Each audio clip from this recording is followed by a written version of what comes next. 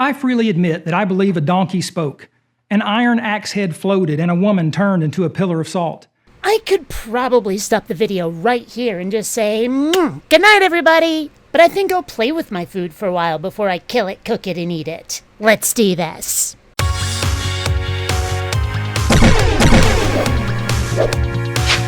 BionicDance!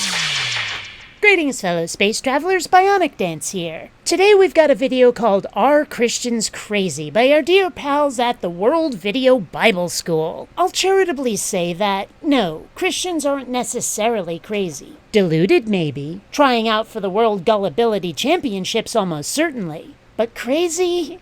Well, maybe this guy might be anyway. I'll let you judge for yourselves while I deconstruct what he's saying. As certain as I am of my own existence, I'm convinced that water flowed from a rock, that a man's severed ear was immediately reattached with the touch of a hand, and that dead people have come back to life. I believe that a man spent 3 days inside of a sea creature and lived to tell about it. And yes, I believe a virgin gave birth to a son who became the savior of the world. I mean, like... Atheists, agnostics, and skeptics often ridicule Christians who believe in the various miracles recorded in the Bible. We are said to believe in superstition rather than science, and in fairy tales rather than real facts. But in reality, Christ was not crazy, and Christianity is not kooky. The Bible is absolutely believable. Oh, I didn't realize. Well, that clears that up then. Thank goodness he said it, or I might never have thunk it. The whole matter of miracles is really quite simple and yet profound. Admittedly, if no supernatural God exists, then the miracles of the Bible are make-believe. The Bible itself is merely a work of fiction, and Christians are very naive. Well, that's a pretty big if. I mean, that's the whole problem. We only have an if. We don't have evidence, we don't have proof, we don't have big booming voices from the sky with giant beardy men in togas telling us he's there. What we have is the say-so of a book that has Eddie Murphy's character from Shrek as a significant character. And that's all. So if there's an if and you can't un-if the if to make the if a so, then believing the if is kinda nutty. However, if an omniscient, omnipotent, supernatural being does exist, then he could work any number of supernatural miracles which are in harmony with his divine will. If there were no universe, and he chose to create one, he could speak it into existence. If. That's all he's really got. Well, if I had a spaceship, I could visit my birth parents on Zeta Reticuli. But I don't, so I can't. And if you don't see how this relates to your God's rather pointed absence, I'm not sure I can explain it to you without puppets and crayons. If he wanted to put on human flesh and dwell among mankind for a time, the all-powerful Creator could choose to interact with his creation face to face. If there were no written revelation from him to mankind, he could certainly make that happen. He could ensure that writers of his choosing penned what he wanted mankind to know. If he wanted mankind to know that he created the world and everything in it in 6 days, he could tell them. When I made this video, I probably should have started an if counter. I'm glad I didn't decide to turn it into a drinking game. Do not do a shot every time he says if. I don't want your deaths on my hands. In a way, I almost feel bad making this. I don't even have to make arguments at this point. I only have to let him talk and he basically burns himself. All of what he's saying hinges on one thing: God's existence. If that's not so, if God isn't real, everything else falls apart.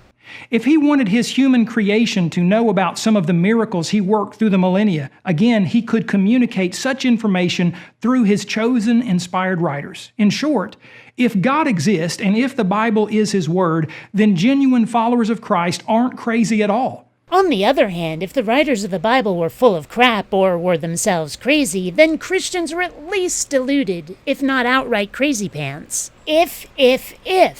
Since the evidence actually indicates that God does exist and the Bible is his inspired word, then those who followed this evidence to its logical conclusion have reasonably concluded that the miracles of the Bible make perfect sense. In reality, oh, well, if the evidence says so, I guess that's that. Of course, he doesn't present any evidence, he just says it. Again, if. Make that if a so or admit that you can't. the highly irrational position is atheism. Naturalistic atheism contends that matter came from nothing. yet no such thing has ever been observed to happen naturally. And the only talking ass I see right now is him, but he thinks donkeys had a bit of a chin wag thousands of years ago. Ditto people living inside fish or whales or whatever. Or people being brought back to life after 3 days. Or amputated ears being reattached without stitches and grafts. But he believes those happened because his storybook told him so. And I could explain how science uses known data to extrapolate and figure out what happened in the past, but I know he won't care. How science works is always lost on these people, and why so-called religious evidence doesn't manage the same thing. And frankly, I don't think they want to know. I think they just want their knockout punch against those who disagree with them, and to Hades with whether it works in reality. Atheism says that biological life came from non-life, yet science has known for many decades that in nature life only comes from pre-existing life. Another religion with a completely different creation myth doesn't say that, and neither does atheism. Both just say that they don't buy the bulldreck you're peddling. But unlike that other religion, atheism doesn't have a creation story of any kind. Ask an atheist how the universe or life came to be, and most of them will tell you that they don't actually know, and can only tell you what seems most likely based on evidence. And the only part of this that has anything to do with atheism is that we've looked for answers that aren't tainted by religious preconceptions. It's not part of atheism, it's just a natural consequence of it. And there is science to back up what seems most likely, but chowderheads like this fella won't even hear it. They have an idea of what atheism is in their heads, which will never be dislodged, not even when actual atheists tell them it's not so. They love their mistaken straw man stereotype, and they'll hang on to it until it dies of old age, then have it stuffed and mounted. Think about it. Christians are supposedly crazy for believing that a supernatural God could supernaturally cause water to flow from a rock. Yet, atheistic evolution contends that water evolved on Earth over millions of years. Water evolved? Evolved. Water. I realize it's, not very fair to assume that everybody with that hillbilly accent is an ignorant hick, but saying things like that really doesn't help shake the stereotype. Also, while he actually used the word evidence correctly earlier, he's going to try to use evidences as a plural noun later. I know. I checked. And that doesn't help either.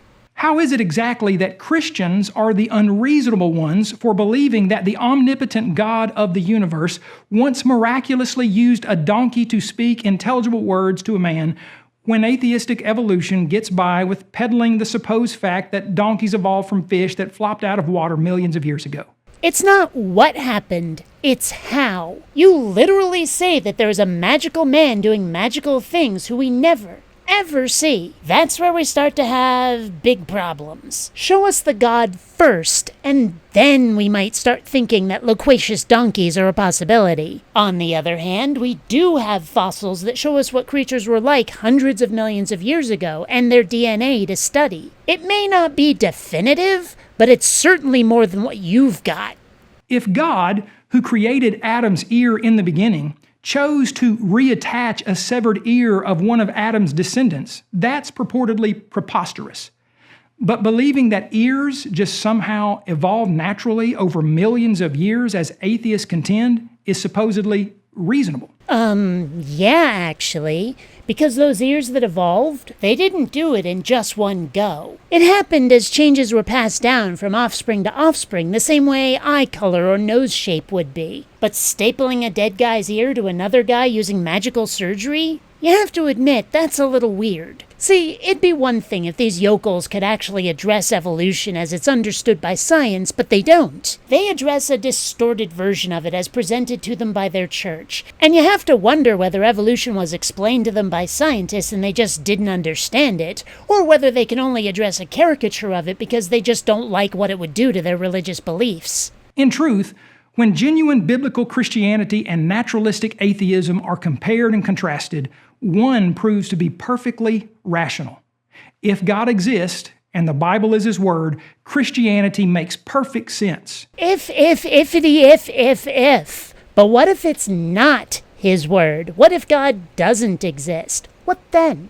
Whether you are an atheist, a skeptic, or even a Christian who is struggling with doubt, why not consider the many evidences which reveal that real Christianity is a reasonable religion. And what if I'm not struggling with doubt? What if I've examined the evidence? Not evidences, you chucklehead. Evidences is a verb. What if I've examined the data and found that Christianity is indeed a steaming pantload? 'Cause that is an accurate description of me. I really, honestly, genuinely don't believe that the Christian God exists. From his description to the fairy tale nature of the Bible stories to the fact that magic seemed to dry up the very moment we were able to record things on film, the whole thing seems so wildly improbable that, given the choice to stake my life on winning the lottery or on God's existence, I'm going with that glass box full of the numbered spheres, thank you.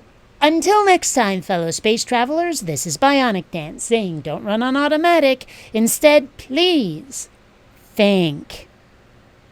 And you have to wonder whether evolution was explained to them by scientists and they just didn't understand it, or whether they can only address a caricature of it because they don't like where it would...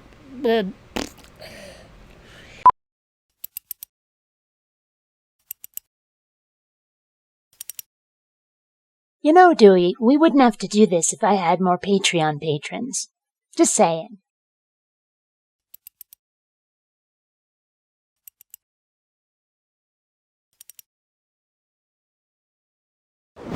And remember, fellow space travelers, here at BionicDance we... Hey! Ow! Stop that! Okay. As I was saying, here at BionicDance we... Ow! Ow!